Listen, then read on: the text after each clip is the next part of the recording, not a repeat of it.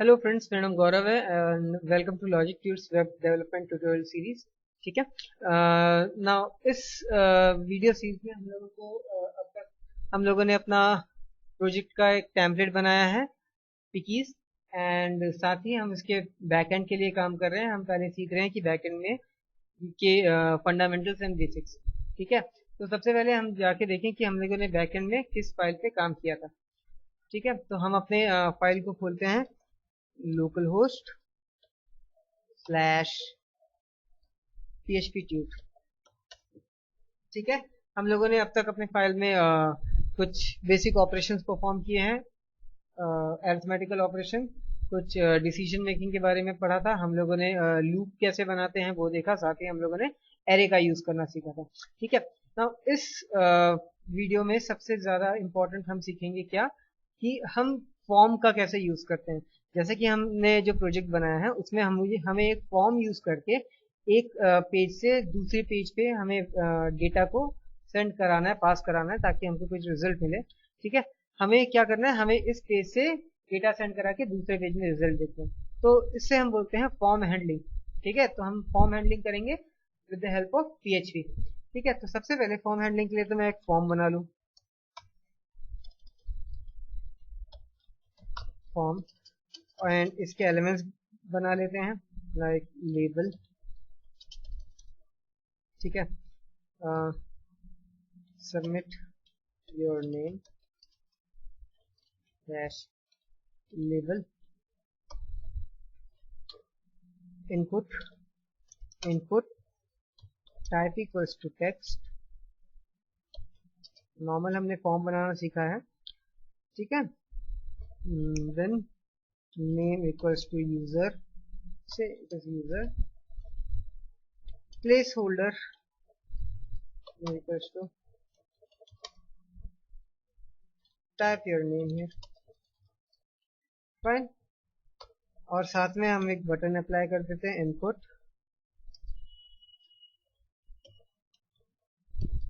Type equals submit, value equals submit. Fine. अब हम अपना फॉर्म चेक कर लें जरा। ठीक है। तो नाउ हमारे पास एक फॉर्म है जहाँ पे हमें अपना नेम सबमिट करना है।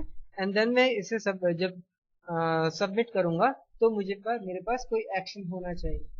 फाइन। तो अब हम देखते हैं कि किस तरह से हम इस फॉर्म का यूज करते हैं। सबसे पहले तो फॉर्म के साथ इस फॉर्म टैग के अंदर मैं दो चीजों का यूज करता हूँ। पहला होता है मेथड, ठीक है, एंड दूसरा होता है एक्शन। ठीक है। ना मेथड और एक्शन को हम अच्छे से समझते हैं। लाइक मेथड क्या होता है? मेथड होता है कि किस तरह से हम एक फॉर्म से, एक पेज से दूसरे पेज में डेटा को ट्रांसफर करें, ट्रेवल कराएं, पास करें। ठीक है। हम इस टेक्स्ट फील्ड से किस तरह से, किस मेथड का यूज करके दूसरे पेज में डेटा पास कराएं। तो मेथड, सबसे पहली बात हमारे पास होती है गेट, पहला, और दूसरा होता है पोस्ट।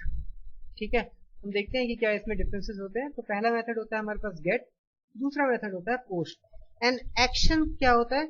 एक्शन कहता है कि जब मैं सबमिट करूं तो इन मेथड का यूज करके एक्शन के अंदर जो पेज हो, मतलब इस पोजीशन में जो पेज हो, वो डेटा इस पेज में सेंड कर दे। मतलब इफ अगर एक्शन है सम xyz.php फाइल, तो जैसे ही मैं सबमिट बटन करूंगा तो मेरे यहाँ टेक्स्ट फील्ड का डेटा लेकर के गेट या पोस्ट, जो भी प्रोसेस मेथड मैं अप्लाई करूं, हमारा PHP फाइल क्या करेगा, उस डेटा को हमारे XYZ PHP में सेंड करेगा।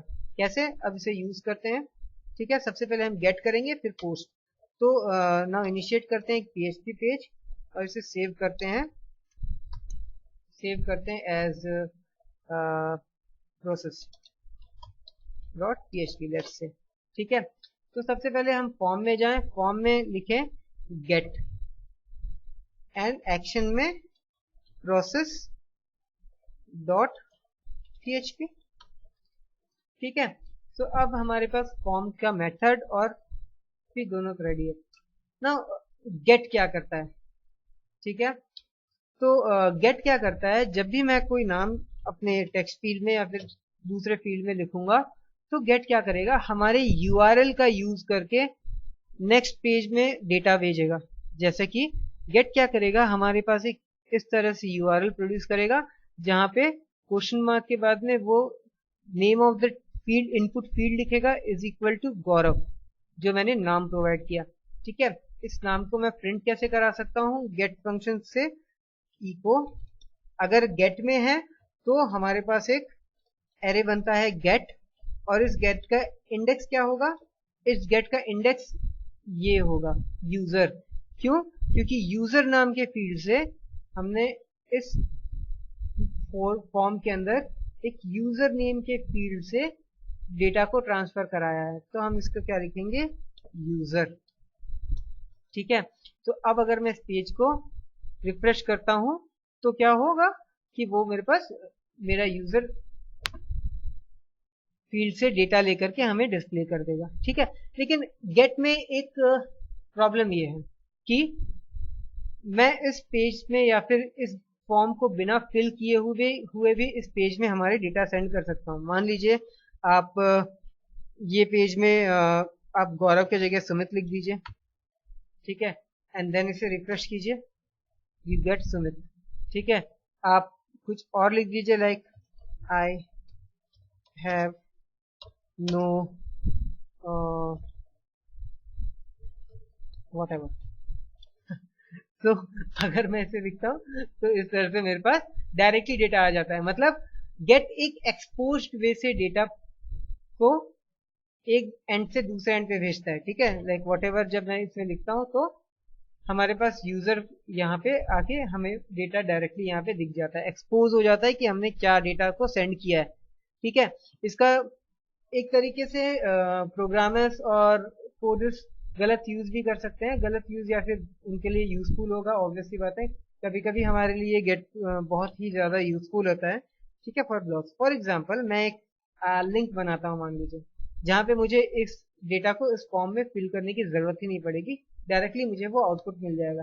ठीक है, कैसे, मान लीजिए कि ये मेरा यूआरएल था, मैं इस यूआरएल को यहाँ पे पेस्ट कर देता हूँ। ठीक है, एंड इस नाम को चेंज कर देता हूँ, like I वांना be a hacker. ठीक है, इस नाम को मैंने यहाँ पे चेंज कर दिया और अब मैं इसे सेव कर देता हूँ, लाइक